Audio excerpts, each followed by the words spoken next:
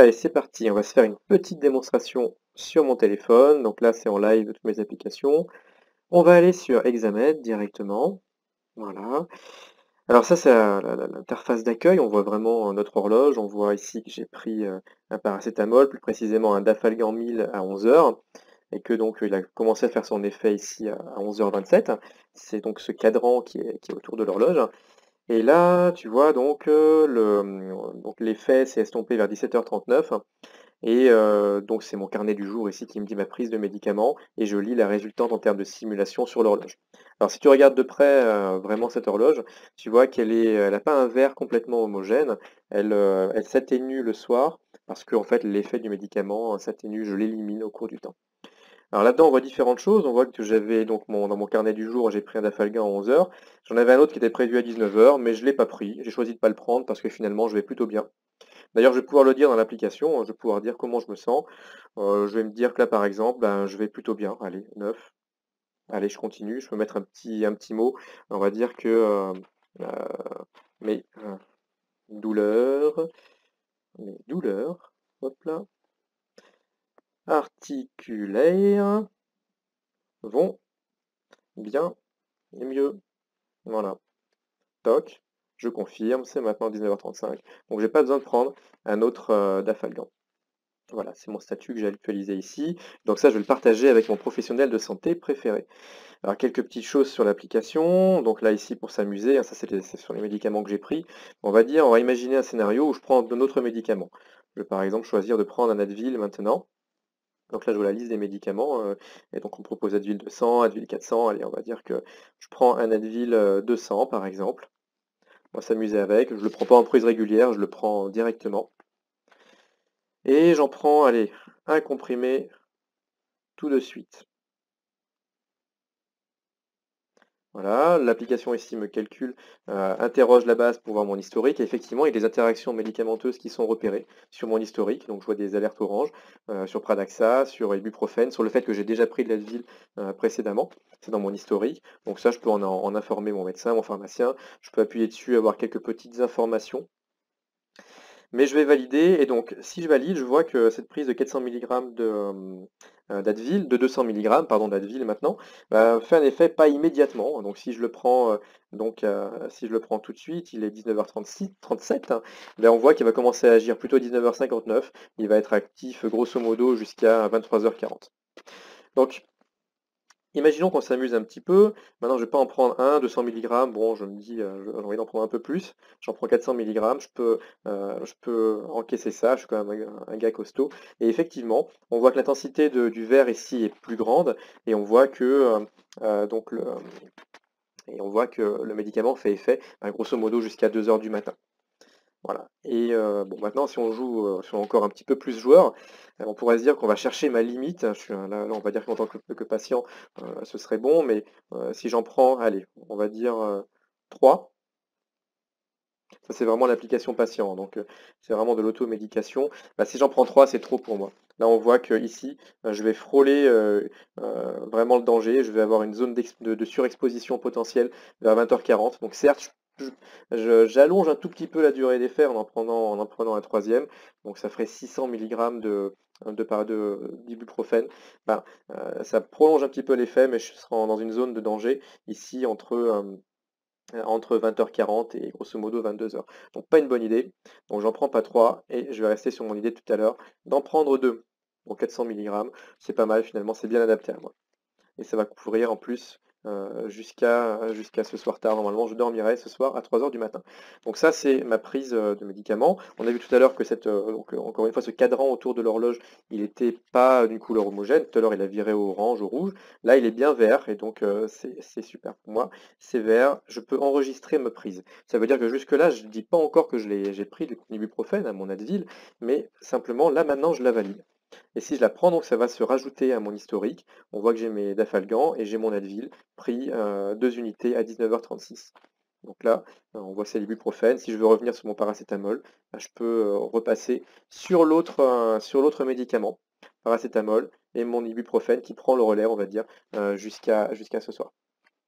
Donc ça, c'est côté patient. Encore une fois, il y a plein de services annexes. Je ne le détaille je ne détaille pas tout, hein, mais notamment dans mes traitements, lorsque je vois les médicaments que j'ai eus historiquement, ici mon Advil 200, j'ai des informations, c'est un anti-inflammatoire non stéroïdien, on a différentes fiches, ici qu'est-ce que c'est, comment ça marche, ce qu'est-ce que c'est, on voit une version courte, et si on veut en savoir plus, on a vraiment des choses très pédagogiques, mais qui sont instructives sur l'action de cet anti-inflammatoire. Donc ça, on peut aussi accéder à la notice, je ne vais pas détailler. On a le choix de nos professionnels de santé. Moi, j'en ai un seul ici. Mais ce qui m'intéresse, c'est quand même mon jumeau numérique, ici, qui est vraiment le centre de l'utilisation de cette application. Donc là, ici, c'est sous contrôle en tant que patient. Maintenant, je vais un petit peu changer de casquette et on va s'imaginer, on va se mettre dans les baskets d'un professionnel de santé. Donc mon professionnel de santé, qu'est-ce qu'il voit de tout ça?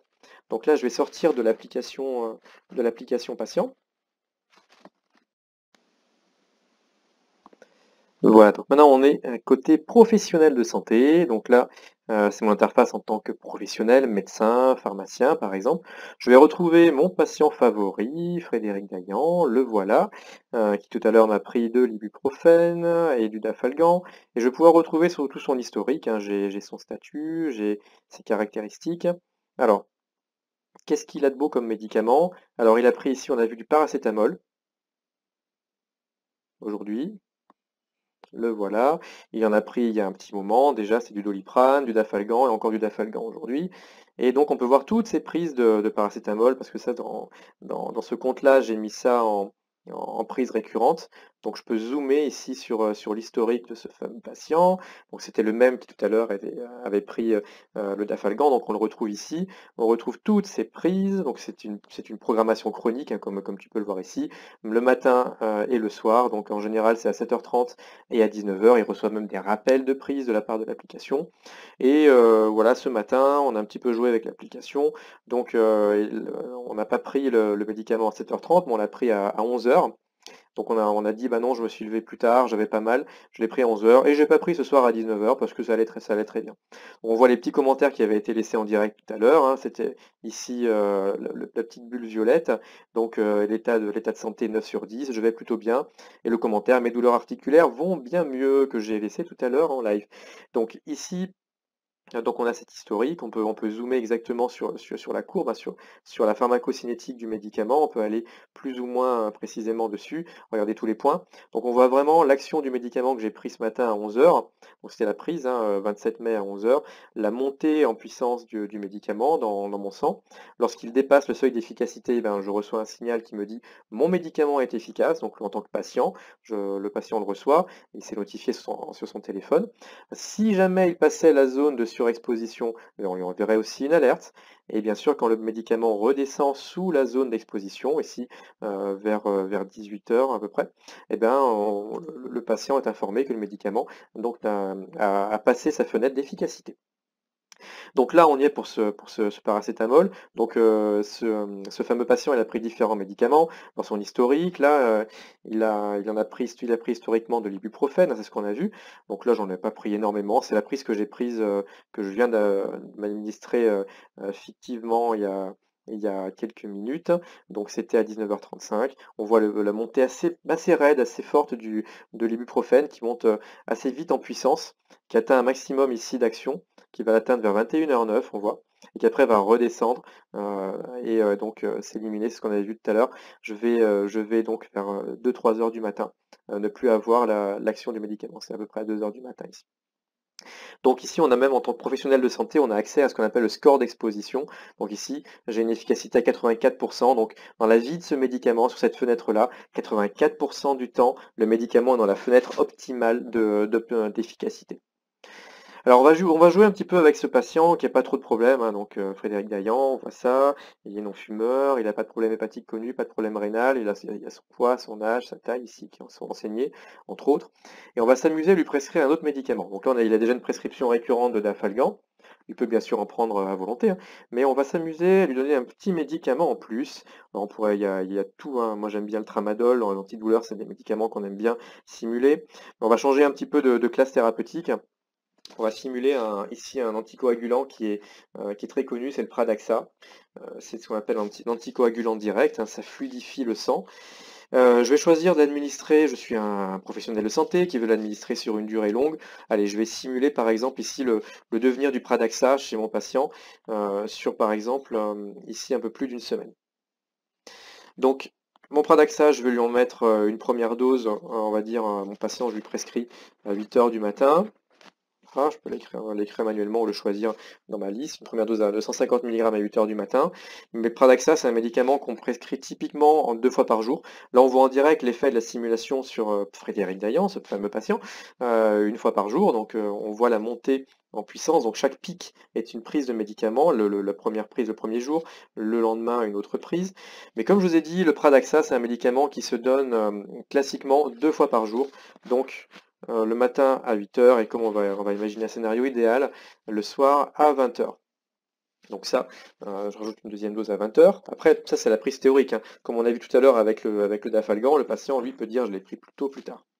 Alors ce qui est intéressant ici, c'est que si on regarde cette courbe de pharmacocinétique du médicament, mais en fait, on a en direct pour ce patient, eh bien, la démonstration qu'au bout de 4 prises, on va atteindre une zone où tous les jours, il va se retrouver en surexposition. En fait, tous les jours, le patient sera dans une zone de surexposition.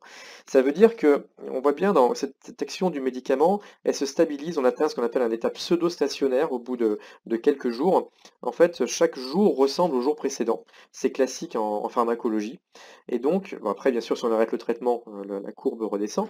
Mais là dans cette zone pseudo-stationnaire, on voit que tous les jours, si je donne cette dose, qui est une dose possible hein, de Pradaxa pour des patients qu'on veut fortement fluidifier, eh ben, on voit que entre cette heure-là et cette heure-ci, dans la journée, j'ai à peu près 2 ou 3 heures qui sont en zone de surexposition où j'ai un risque, en fait, puisque c'est un médicament fluidifiant, un risque de saignement. Donc attention, si je fais du sport, si je me blesse, eh ben, j'ai un risque de fluidification trop intense du sang.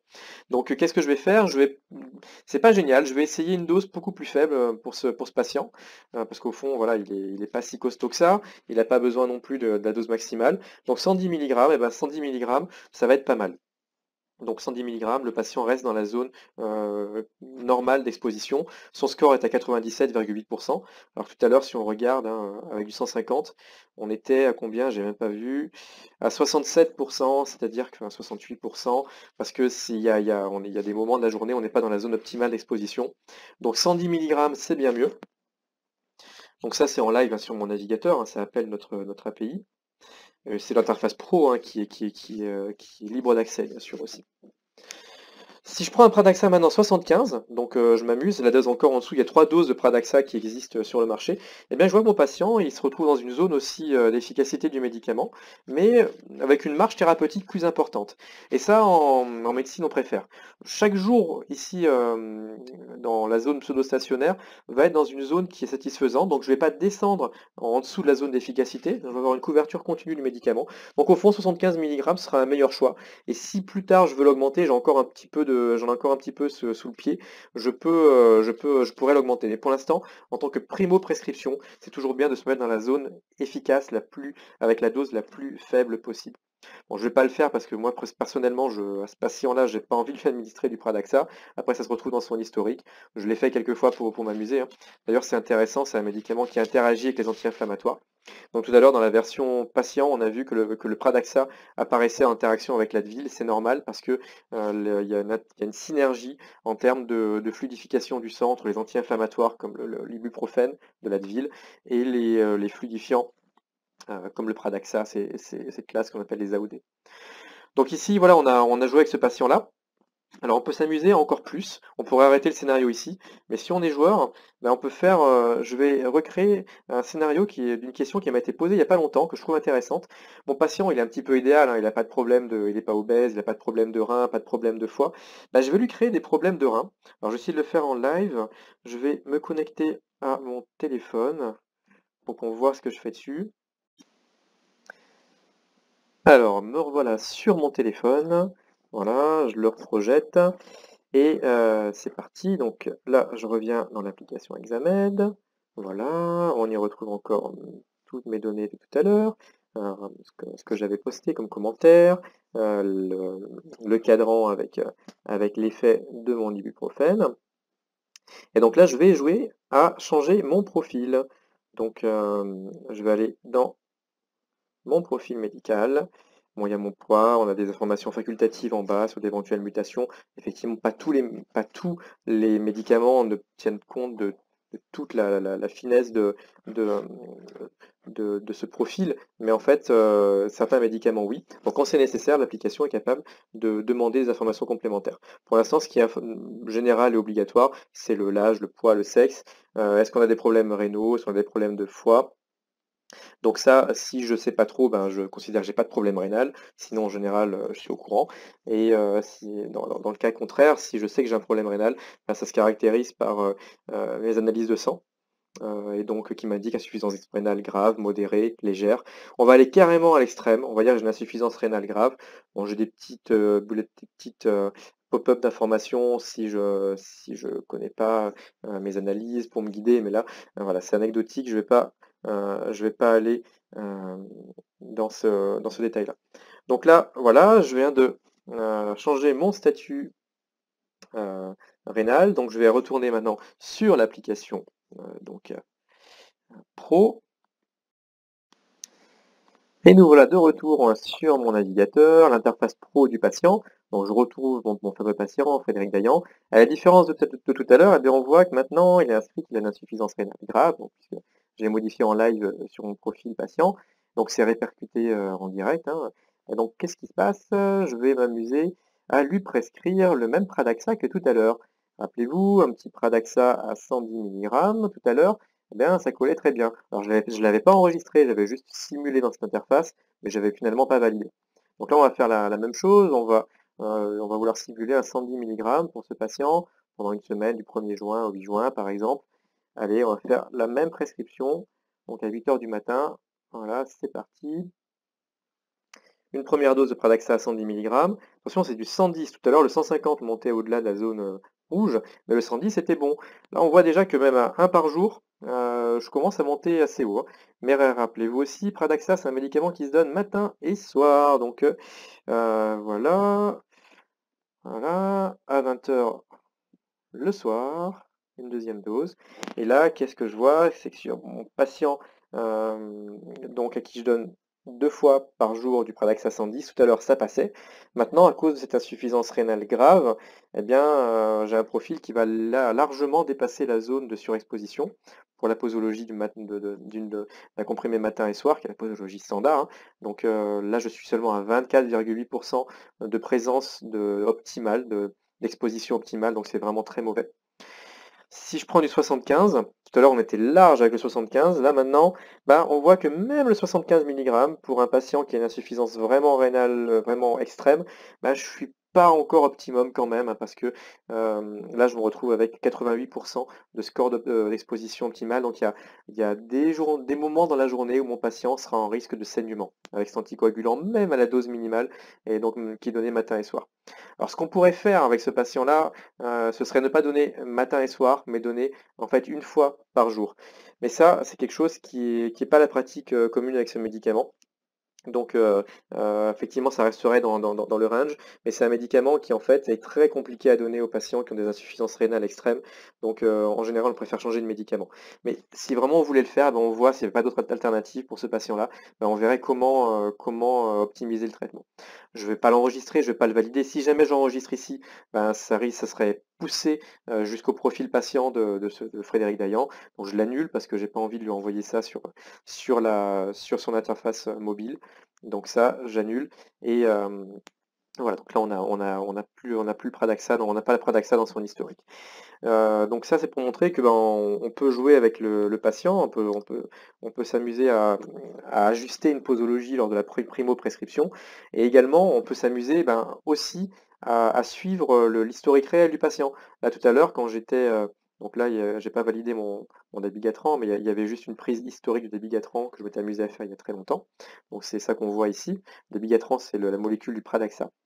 Mais par contre, je retrouve l'ibuprofène et le paracétamol de tout à l'heure, et donc l'intérêt, dans cette historique, c'est encore une fois pas la prise théorique, mais de voir la prise réelle de mon patient. Donc parfois il en a pris, parfois il y a eu des moments où il ne le prenait pas. Donc voilà, je peux m'amuser à naviguer dans tout l'historique thérapeutique, et ça c'est extrêmement informatif pour le praticien.